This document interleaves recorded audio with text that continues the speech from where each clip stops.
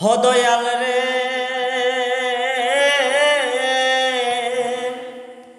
কাউরে দিলাই 10টি সন্তান, ধন সম্পদ নাই। আবার খাউরে দিলাই ধন সম্পদ, হে গোবিন্দ, কিন্তু একটি সন্তান নাই। ধন সম্পত্তি বেশি করে দিলাই তুমি তারে, মরার পরে শ্মশান ঘাটে কে তারে নামাবে রে। কি খেলা খেলাইলাই দয়াল রে, দয়াল বুঝা চমৎকার।